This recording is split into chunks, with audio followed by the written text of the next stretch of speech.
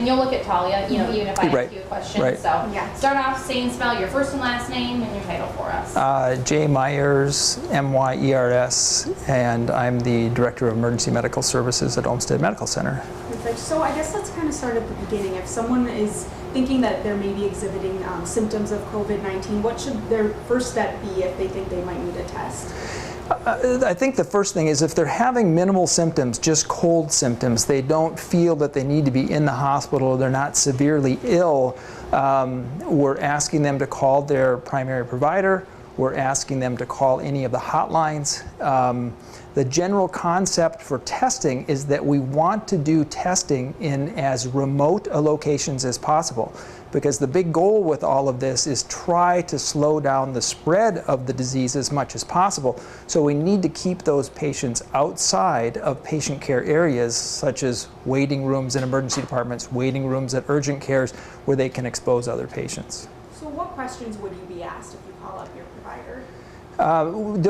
They'll ask some screening questions regarding if they've had any known contacts, if they've had any travel, and if they meet criteria as a result of those questions, then they would be referred for screening, for testing. And so, I mean, we've heard about, obviously, Mayo's drive-through. Can you at OMC recommend patients get tested there? Or So what we're doing with the Mayo drive-through screening, and we just had a meeting an hour ago, so this is a work in progress, but if the patients meet the criteria, then we make a direct phone call to the Mayo Clinic Screening Center to see if those patients qualify for their drive-through screening, and then we give them the appropriate demographics so that the patient's ready to be seen when they show up there. So is the only testing through, I guess, OMC at the Mayo drive-through? We can obtain the samples at any location, but the tests are only being run at the state level. So they have to be sent out, and we have to get permission from the state or give them the story for them to say that they'll accept the samples for testing at this time. And so we're not, with those restrictions, we're not offering the testing for anybody, but we certainly will be doing the testing in the emergency department for patients that are sick and have positive screening or may need admission to the hospital. We certainly need to have that information then. And not being able to do the testing for anybody just that yet, is that because of the number of tests that the state has been given? Or can you maybe, because I think there's some confusion about that. You know, obviously there's priority patients. But how, you know, is that based on we only have X number of tests that we can hand out? I think the limitation right now is the state that everybody has a limited number of tests that they can perform. So they're being very judicial in who they're doing the test on. So like at OMC, do you guys have a limited number of tests that you can do? We don't have, again, we have the ability to obtain thousands of samples, but we have no test kits. Those are all at the state level. So if we obtain samples, we then have to contact the state, give them the story, and see if they accept the sample for testing. What kind of materials do you need for a sample? We need a nasal pharyngeal swab and an oral pharyngeal swab. So it's two separate swabs, and then we give that to the laboratory. The laboratory has all of the appropriate transport media that they put in per the regulations, and then send that. Plenty of those swabs. Well, we have plenty of materials to obtain samples. The limitation is actually the ability to test those samples. So are you taking more samples than you know that the Department of Health or the state will test right now? We're actually not obtaining samples until we get prior permission from the state to do the sample, because it's putting the patient through a test unnecessarily if they're not going to agree to do the testing. And is that challenging? Because I'm sure that there are some people that, you know, they haven't been traveling recently, but I think some people's concern is, okay, I haven't traveled recently, but I don't know if I've come into contact with anyone that's traveled recently. I mean, is that not really a concern, but is that something that you guys are kind of keeping in your mind, kind of judiciously deciding, you know, who to send samples in for? Well, again, we still have to get the permission to do the test. But I think that's most of us that are dealing with this realize that in a way we've been a little bit behind all across the board. And as I was mentioning earlier, we were asking about China when it was already in other countries, and then we ask about those countries when it's already in another country, and then we're asking about another country when it's already in Washington, and then we're asking about Washington when it's already in New York and we don't know about it. And I think now with the cases that we've had positive in Minnesota, I think most of us are realizing that we're probably at a point where it's in the community. And so in that situation, there really isn't, from a testing or from a questioning standpoint, it's more or less, do you have symptoms? And then it may be reasonable to consider. But we just are not at the capacity to be able to test those numbers of patients right now. One thing that, I think a lot of people, us included, have heard kind of from the beginning is, it's really similar to the flu. Obviously, symptom-wise, yes, but it's different too. Can you kind of talk about what you know? And I know we talked about it's always kind of changing at this point, but what can you tell people? For the vast majority, especially the younger people, the symptoms can be relatively minimal. But for at least 1% to 2% of people, they may require hospitalization, and they may require even being put on a ventilator to support them. Those numbers are, anywhere from 5 to 10 times more than we see with basic influenza. So there's going to be, as this unfolds, a substantial number of people. It may be a low percentage compared to the overall number of people that are infected, but those numbers are going to be large as far as the people that are going to need advanced support. What's going to have to change in order to move from, the screening questions we have right now to do you have symptoms in order to get a test? As soon as we have documented community spread, then the questions don't apply. As long as we know it's out there in the community, then anybody with symptoms is a potential case. How big of a deal is this? I think, kind of just going back to the question I asked, people comparing this to the flu. I mean, how big of a deal is this, now pandemic? What the entire effort is in this entire community health process is that we're estimating around 45% of the population is going to get this. These efforts are not targeting trying to reduce that to 40% or 35%. We know that number is going to be about 45%. And we know that a certain percentage of those patients are going to need critical care type of treatments. If we can spread this out, that 45% of the population, if we can spread that out over 6, 9, even 12 months, then we have the capability of potentially staying within the capacity of the healthcare system. If that 45% of patients all come down with this within 2 to 3 months, the healthcare system will be overwhelmed. So the efforts are really to spread this out. I know we'd like to get it over as fast as possible, but we're actually looking at trying to spread it out so that we have the capacity. We would love to get through this and say we always could have seen one more patient that was really sick, rather than say we had to make a decision about care. Explain why canceling all of these events will help to spread that out? With any of these respiratory infections, if one person is ill or mildly ill and very contagious, when they get into a gathering where people are close together, they can spread it at that moment to 10, 15, 20 people. And then those people, when they start getting sick, can spread it to a number of people. So once it starts to take off, it really takes off fast. If we limit those types of gatherings, then maybe that one person that's sick only spreads it to 5 instead of 10.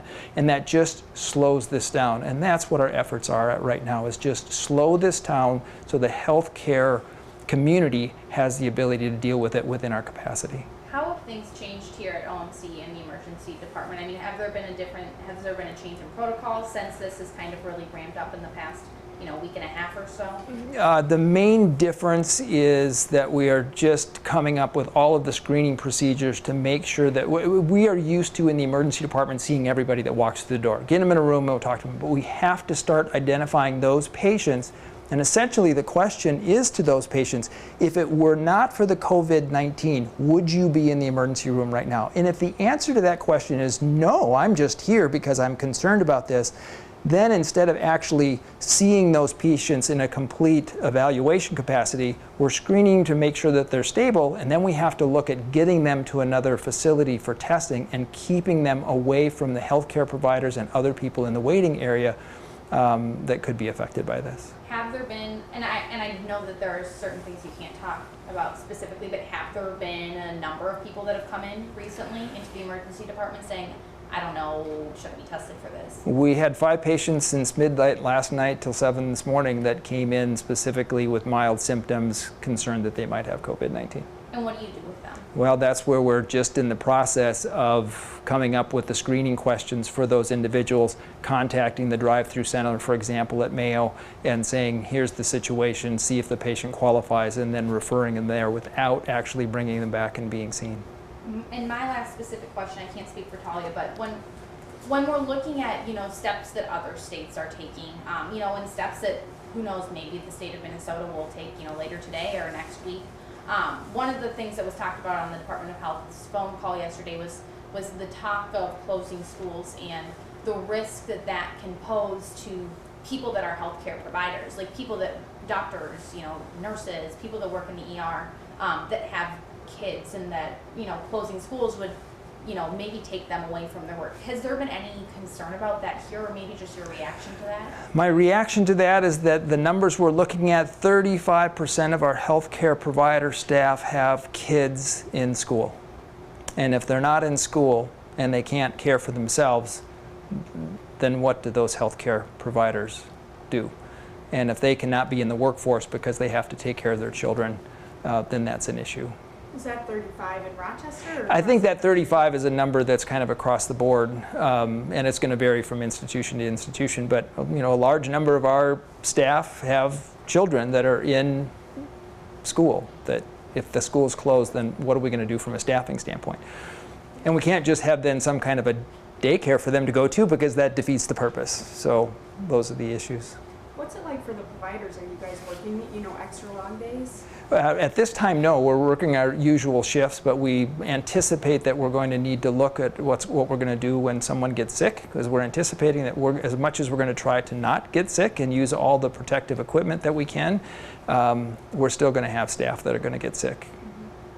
I think that's all. Is there anything else that you want to get out there that you just want to remind people, or say anything in terms of that? I think the most important thing is when it comes to testing, when people are having cold-like symptoms, we don't have a treatment for this. So we have to kind of look at what is the reason for even doing the testing, since we know we really don't have a treatment for it. And that's why that #1 recommendation is stay home and stay away from other people if you're sick, because we are trying to slow down the progression of this, and the best way to do that is for sick people to stay home. So that's why the remote sites for testing, that's the reason for those recommendations, is that just to kind of slow this thing down, rather than coming to the emergency departments, urgent cares, fast cares, because when these potentially infectious people are coming in, we have other patients that are elderly with other medical problems, diabetes, heart disease, asthma, and when those people are in the waiting room with the people that are concerned that they have the illness, and it gets into that group, that's the group that has the higher mortality rate. So in trying to keep the public safe, our healthcare system safe, so that we can take care of this as it unfolds, we really need to have anybody with regular minimal symptoms stay home, make some phone calls, wait it out, rather than coming into the waiting rooms of all kinds of different facilities. I think that's all we got. Yeah, I guess I just said I was just checking. I put up a call on Facebook to ask people if they had any questions for providers, and one person wanted to know, I guess, how you guys are coping, because I'm sure it's a stressful time. Right now, we're just preparing. I think, and it's a work in progress. We're going to have. I would answer some of these questions probably different at the end of the day with how things are unfolding. But with what we anticipate happening with staff getting sick and the community getting sick, it's going to be a stressful time. Yeah. Anything else you would want to add at all?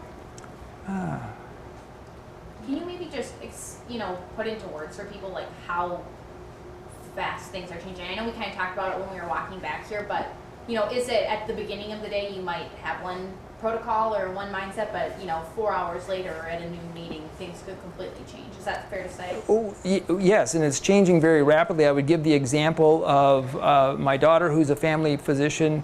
She and I were going to attend the Minnesota Academy of Family Practice spring refresher at the end of the month. We've been watching that closely. 2 days ago, they said, we understand the issue. We're taking all of these precautions. We decided not to go, and then yesterday they announced they were going to cancel the conference. So things are just changing fast. Yeah. That's all I got, unless there's anything else you can think of. I guess I have Go ahead. a hard question. I think a lot of events I'm seeing are canceled, a month out. But we're talking about maybe looking at this spread over 6 to 12 months. Right. What's kind of more realistic? Well, so here's how the way that I would look at that. We do not want the healthcare system to be overwhelmed. So if we shut things down now and slow down the progression, let the healthcare system get its feet wet with this.